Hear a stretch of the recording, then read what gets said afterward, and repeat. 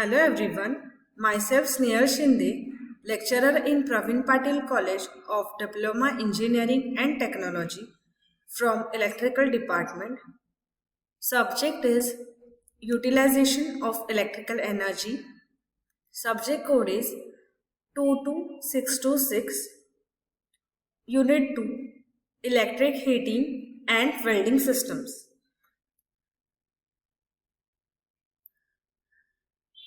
So, fire or heat and electricity are the basis of present day civilization. Man used fire to cook food, to warm himself during cold weather, to make tools and weapons. Later, in modern times, he used fire to extract metals from earth crust, to raise steam from water, to move turbines of generator to produce electricity. With great discovery of electricity, it was found that many things are common with electricity and heat. The various effects of electrical current are utilized for heating purpose. When current is passed through a conductor, heat is produced, called as a resistance heating. If a magnetic material is subjected to alternating flux, heat is produced in the material, induction heating.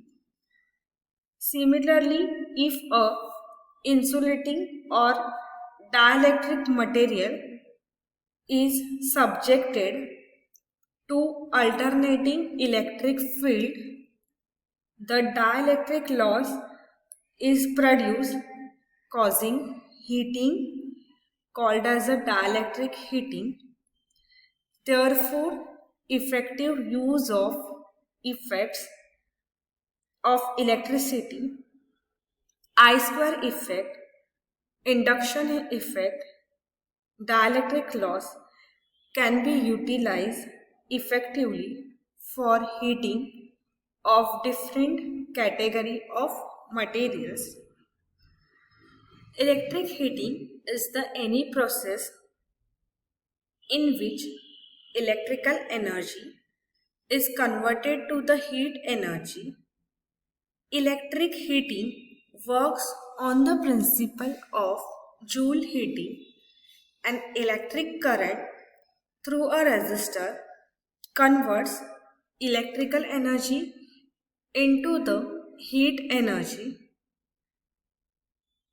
Electric heating is based on the principle of that when electric current passes through a medium, heat is produced. Let us take the case of solid material which has resistance R ohms and current flowing through it is current ampere for T seconds, then heat produced in the material will be H equal to I square RT joules.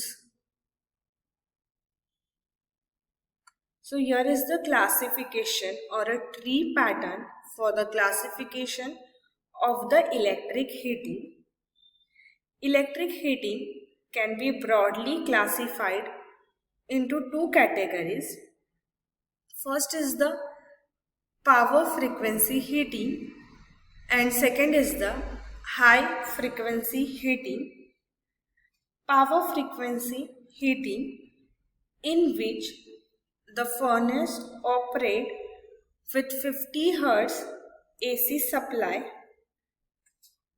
and in high frequency heating, in which special high frequency and generators are essential Example, dielectric heating and induction heating. Electron bombardment heating. Bombardment of electron causes the heating.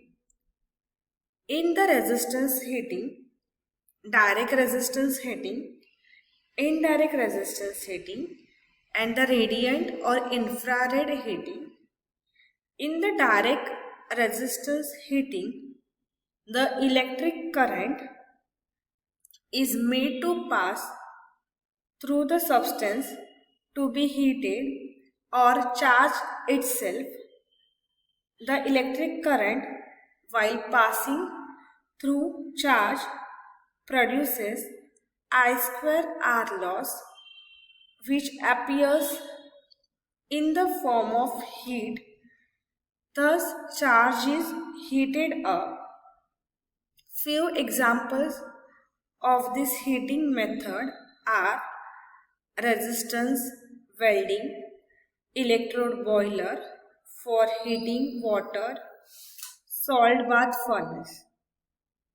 In indirect resistance heating, current is passed through the heating element and I square R loss is produced, which appears in the form of heat.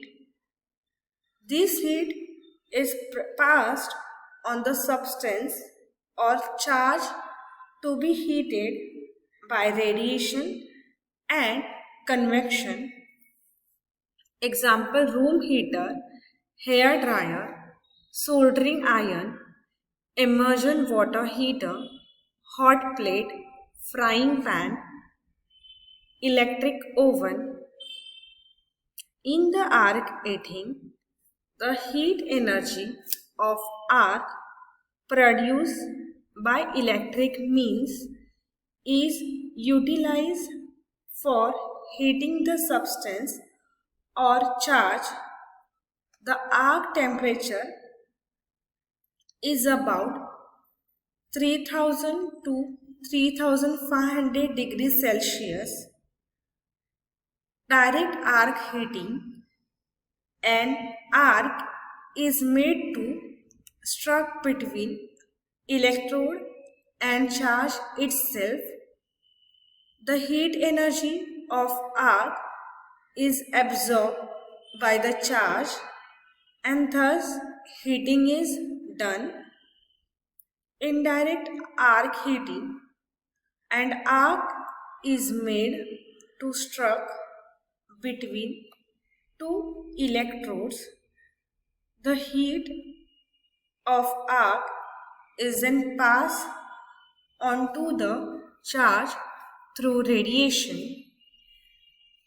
And third is the radiant energy or the infrared heating. So, heat energy from electric lamp is focused on the charge to be heated. The heat energy is transferred through electromagnetic radiations. This is used for drying the paints on the objects. Next is the high frequency heating. Induction heating. In this method, current are induced in the charge by electromagnetic induction action, and the circulation of this current in the charge causes it heating. This is used in metallurgical industry for melting the metals. Direct induction heating, currents are induced in the charge by electromagnetic induction action. In case of steel and other metals, this current are sufficient enough to melt the metals. The equipment used for melting is known as induction furnace, and the process used for general heat treatment of metals is known as eddy current heating, indirect induction heating. Eddy currents are induced in the heating element by electromagnetic induction. The heat so produced is transferred to the charge by radiation and convection. Certain heat treatment methods for metals make use of this method. Dielectric heating, dielectric loss is produced in the charge itself when it is subjected to alternating electric field. This dielectric loss appears in the form of heat, thus charge is heated up. So this was the classification of the electric heating. So electric heating is broadly classified into two. That is, first is the power frequency heating and second is the high frequency heating. In power frequency heating, there are three types: electron bombardment heating, resistance heating, and arc heating. Further, it is classified, the resistance heating is classified into direct resistance heating, indirect resistance heating, radiant or infrared heating, and the third arc heating, it is classified into direct arc heating and indirect arc heating. Next, the high frequency heating. It is broadly classified into induction heating and dielectric heating. And the further the induction heating is classified into direct induction heating and indirect heating. So the advantages and the disadvantages of the electric heating are: clean operation. There is no coal or ash or smoke, hence the operation is clean and the cost of cleaning is very less. In electric heating, there is no pollution because of the absence of flue gases, smoke, dust. Hence, it does not produce any contamination or pollution in the atmosphere. Next advantage is the ease of control. The temperature can be controlled easily over a wide range just by switching off and on the number of heating elements manually or automatically. So, possibility of overheating or underheating is avoided. So, temperature can be maintained constant. Low ambient temperature. The temperature around an electric furnace is much lower as compared to the other heat treatment methods, which may be troublesome for the workers or the operators.